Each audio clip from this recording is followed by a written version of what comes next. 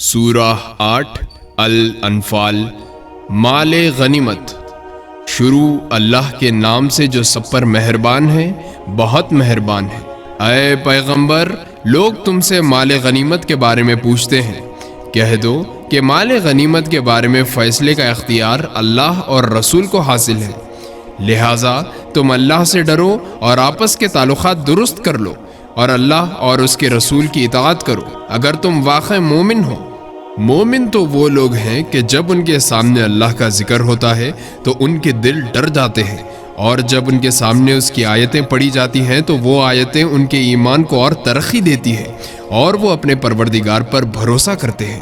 جو نماز قائم کرتے ہیں اور ہم نے ان کو جو رزق دیا ہے اس میں سے اللہ کے راستے میں خرچ کرتے ہیں، یہی لوگ ہیں جو حقیقت میں مومن ہیں۔ ان کے لیے ان کے رب کے پاس بڑے درجے ہیں، مغفرت ہے اور باعزت رزق ہے۔ مال غنیمت کی تقسیم کا یہ معاملہ کچھ ایسا ہی ہے جیسے تمہارے رب نے تمہیں اپنے گھر سے حق کی خاطر نکالا، جبکہ مسلمانوں کے ایک گروہ کو یہ بات ناپسند تھی۔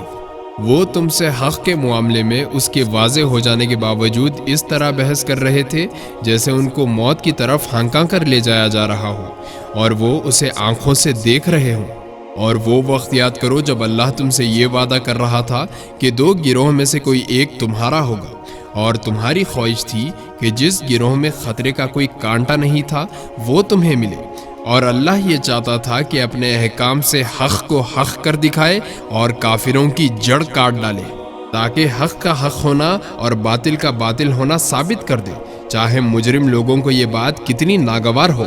یاد کرو جب تم اپنے رب سے فریاد کر رہے تھے تو اس نے تمہاری فریاد کا جواب دیا کہ میں تمہاری مدد کے لیے 1000 فرشتے کی کمک بھیجنے والا ہوں جو لگاتار آئیں گے۔ اور یہ وعدہ اللہ نے کسی اور وجہ سے نہیں بلکہ صرف اس لیے کیا کہ وہ خوشخبری بنے اور تاکہ تمہارے دلوں کو اطمینان حاصل ہو، ورنہ مدد کسی اور کے پاس سے نہیں، صرف اللہ کے پاس سے آتی ہے۔ یقیناً اللہ اقتدار کا بھی مالک ہے، حکمت کا بھی مالک۔ یاد کرو جب تم پر سے گھبراہٹ دور کرنے کے لیے وہ اپنے حکم سے تم پر غنودگی طاری کر رہا تھا اور تم پر آسمان سے پانی برسا رہا تھا تاکہ اس کے ذریعے تمہیں پاک کرے، تم سے شیطان کی گندگی دور کرے، تمہارے دلوں کو مضبوط کرے اور اس کے ذریعے تمہارے پاؤں اچھی طرح جما دے۔ وہ وقت جب تمہارا رب فرشتوں کو وحی کے ذریعے حکم دے رہا تھا کہ میں تمہارے ساتھ ہوں، اب تم مومنوں کے قدم جماؤ، میں کافروں کے دلوں میں رعب طاری کر دوں گا،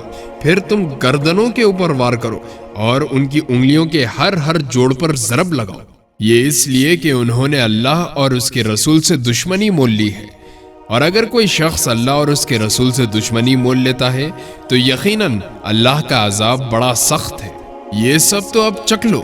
اس کے علاوہ حقیقت یہ ہے کہ کافروں کے لیے اصل عذاب دوزخ کا ہے۔ اے ایمان والوں، جب کافروں سے تمہارا آمنا سامنا ہو جائے جبکہ وہ چڑھائی کر کے آ رہے ہوں تو ان کو پیٹھ مت دکھاؤ، اور اگر کوئی شخص کسی جنگی چال کی وجہ سے ایسا کر رہا ہو یا اپنی کسی جماعت سے جا ملنا چاہتا ہو، اس کی بات تو اور ہے، مگر اس کے سوا جو شخص ایسے دن اپنی پیٹھ پھیرے گا تو وہ اللہ کی طرف سے غضب لے کر لوٹے گا اور اس کا ٹھکانہ جہنم ہوگا، اور وہ بہت برا ٹھکانہ ہے۔ چنانچہ مسلمانوں، حقیقت یہ ہے تم نے ان کافروں کو قتل نہیں کیا تھا بلکہ انہیں اللہ نے قتل کیا تھا، اور اے پیغمبر جب تم نے ان پر مٹی پھینکی تھی تو وہ تم نے نہیں بلکہ اللہ نے پھینکی تھی، اور تمہارے ہاتھوں یہ کام اس لیے کرایا تھا تاکہ اس کے ذریعے اللہ مومنوں کو بہترین اجر عطا کرے۔ بے شک اللہ ہر بات کو سننے والا، ہر چیز جاننے والا ہے۔ یہ سب کچھ تو اپنی جگہ، اس کے علاوہ یہ بات بھی تھی کہ اللہ کو کافروں کی ہر سازش کو کمزور کرنا تھا۔ اے کافروں، اگر تم فیصلہ چاہتے تھے تو لو، اب فیصلہ تمہارے سامنے آ گیا، اب اگر تم باز آ جاؤ تو یہ تمہارے ہی لیے بہتر ہوگا، اور اگر تم پھر وہی کام کرو جو اب تک کرتے آ رہے ہو تو ہم بھی پھر وہی کام کریں گے جو اب کیا ہے، اور تمہارا جھتہ تمہارے کچھ کام نہیں آئے گا چاہے وہ کتنا زیادہ ہو، اور یاد رکھو کہ اللہ مومنوں کے ساتھ ہے۔ اے ایمان والوں، اللہ اور اس کے رسول کی تابعداری کرو اور اس تابعداری سے منہ نہ موڑو جبکہ تم اللہ اور اس کے رسول کے احکام سن رہے ہو، اور ان لوگوں کی طرح نہ ہو جانا جو کہتے تو ہیں کہ ہم نے سن لیا مگر وہ حقیقت میں سنتے نہیں ہیں۔ یقین رکھو کہ اللہ کے نزدیک بدترین جانور وہ بہرے گونگے لوگ ہیں جو عقل سے کام نہیں لیتے، اور اگر اللہ کے علم میں ان کے اندر کوئی بھلائی ہوتی تو وہ ان کو سننے کی توفیق دے دیتا،